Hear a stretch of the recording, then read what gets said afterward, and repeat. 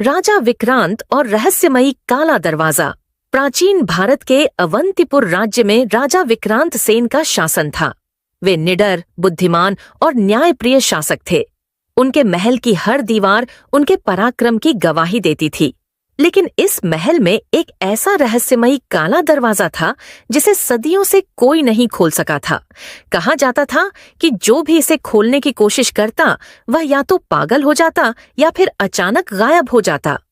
राजा विक्रांत सेन को हमेशा इस दरवाजे की सच्चाई जानने की जिज्ञासा रही, लेकिन उनके पूर्वजों ने इसे खोलने की सख्त मनाही की थी।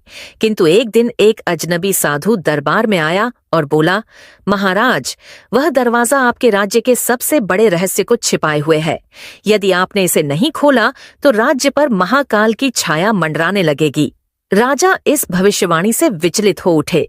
वे जानते थे कि साधु कोई साधारण व्यक्ति नहीं था। उन्होंने उसी रात अपने सबसे भरोसेमंद सेनापति कुमार प्रताप को बुलाया और कहा, कल पूर्णिमा की रात हम इस रहस्य से पर्दा उठाएंगे। जैसे ही रात घनी हुई, राजा विक्रांत सेन, सेनापति कुमार प्रताप और कुछ विशेष सैनिक मशालें लेकर महल के सबसे अंधेरे हिस्से में पहुंचे, जहां वह काला दरवाजा था। दरवाजे पर अजीब आकृतियां बनी हुई थीं और उस पर एक शिलालेख खुदा था। जो इस द्वार को खोलेगा उसे सत्य और मृत्यु में से एक को चुनना होगा। राजा ने हिम्मत जुटाई और जैसे ही दरवाजे को छुआ, पूरे महल में तेज हवाएं चलने लगीं। दिए बुझ गए और दूर से किसी के चीखने की आवाज आई।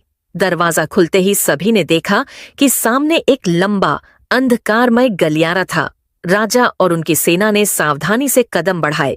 रास्ते में उन्होंने प्राचीन भित्तिचित्र देखे जो एक छल्ले गए राजा की कहानी कह रहे थे। और तभी अचानक